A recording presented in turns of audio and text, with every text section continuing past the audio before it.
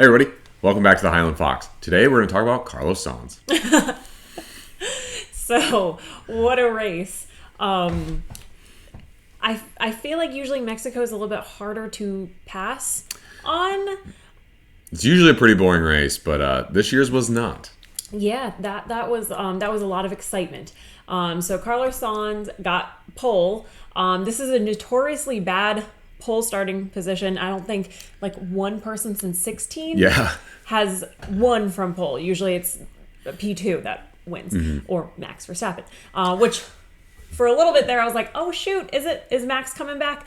But alas, we'll get into that. So yeah, Carlos started on pole, killer pole position, like smoked everybody. Yeah. He was on it all weekend.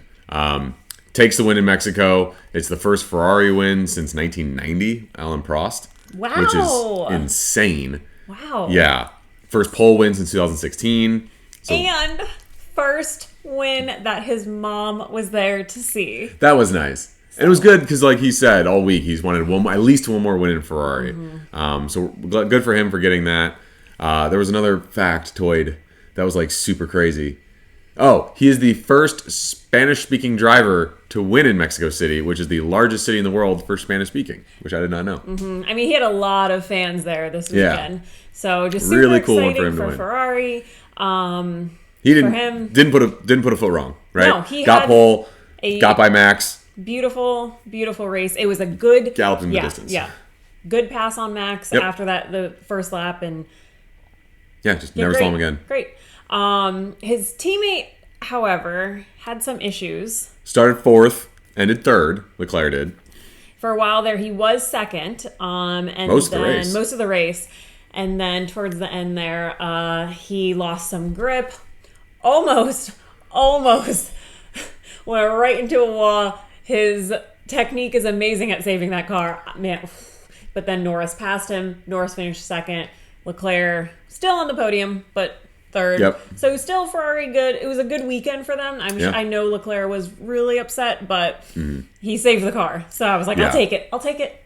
That's insane. If any of you guys have ever played any like racing video games, you lose that card 1,000 times out of 1,000. I don't know how he saved Try it. that again and it won't Yeah, happen. no, on a dirty side of the track, like there's no way. His tires were gone. Norris was faster in every way. He was pushing a little too hard, which is typical Leclerc, right? Yeah. But yeah, 1-3, good points for Ferrari. They're only 29 points behind McLaren now for the driver's title. Or for the constructor's title, Yeah. I'm sorry. Yeah.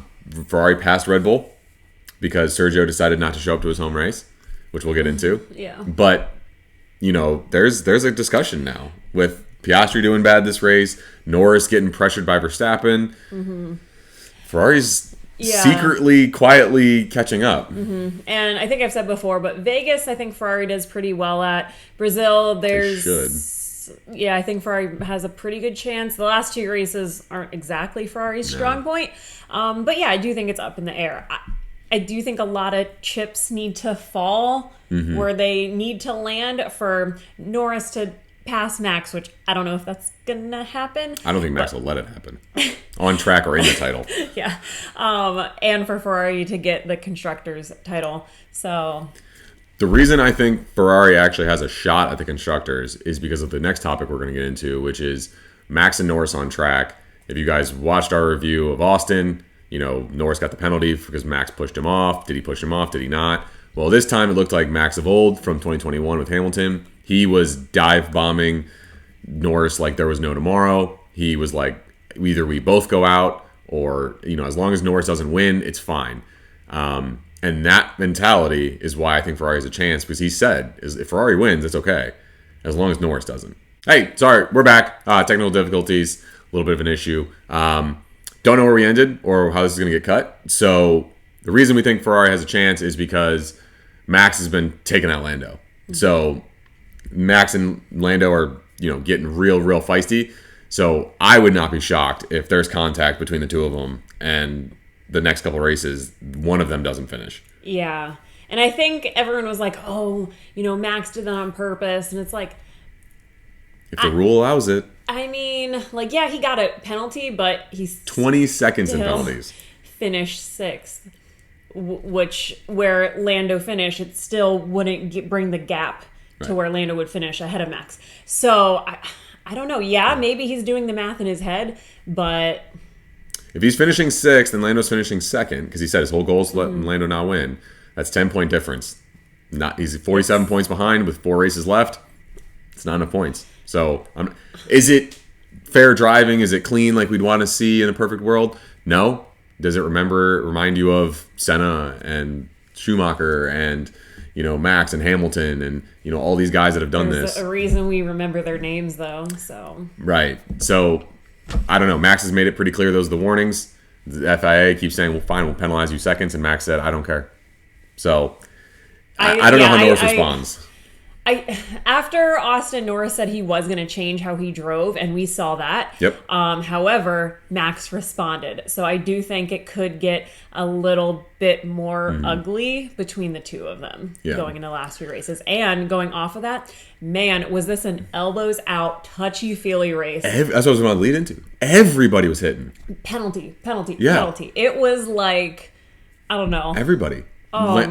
Liam Lawson and Perez, were fighting it for 18th and trading paint. And it was just, everybody was just, I don't know what happened at that high altitude. Yeah, but it was a very pushy race. Yeah, but made it exciting. Very exciting. Yeah.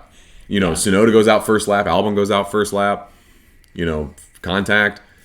Something's going on. Everyone's fighting for those points now. 2024 has really come alive in the last 4 races, which is cool. Yeah, it has been. I mean, I feel like, like we said at the beginning, this is normally a little bit more of a boring race, but I thought the passing, And they were passing at weird spots. Yes. Like, it wasn't just the normal DRS straight down the middle, but they were passing it. Yeah. Yeah. I liked it. Yeah. I liked Yeah. it. So it'll be fun. I'm trying to think of anyone else that had a bad weekend. I mean, Piastri did decently from where he started. Awful qual. Yeah. He made it back up. Double Haas points again. I know. Look So that's at exciting. You guys. And then, as we were saying, Perez, his home race. He normally comes to fight here. He didn't finish last, but I think he almost did, didn't he? I thought he did. He might have actually I finished last. kind of forgot about him because I was just like, oh, I can't. Come on, man. Yeah. We'll have to check that again. But he was nowhere near the points in his home race. And now, again, Red Bull just got passed by Ferrari, so there's no hope for them getting second in the Constructors, which would be the weirdest thing if Max wins the title and finished third in the Constructors. It would, but that goes to show you need 2 strong drivers. Yeah. I just don't know how you keep... I know we said this, everyone, but I don't know how you keep Perez another season. I mean, who knows? We don't know the inner workings of the teams, but I think if Lawson continues to build and show improvement, maybe they switch him. More than Tsunoda, who's been with Red Bull for longer? I don't know if Yuki could play the team game with be Max. A good team player. Just saying what we're all thinking. Yeah. Mercedes had a good race. As much as I love him. Yeah. He's a wild card. Right. Yeah, Mercedes ended up with a good race too. Yeah. 4th and 5th, getting some good points there. Solid. Yeah. Yeah. Pretty exciting race overall. I like Again, it. congrats again to Carlos. Well deserved. He said his next goal is to end the season with a championship. So we'll see if he can help Ferrari on his way out. So cool. Again, still so weird that Ferrari's getting rid of such a good driver. But I know. I mean, if it had to be someone, you have to choose the 7-time world champion, yeah. Yeah. It's gonna be sad. If Mexico had fireworks, I can only imagine what Brazil's going to have next week with a sprint race. So we're ready. Yeah, we'll be excited for that one. And we'll see you guys next week.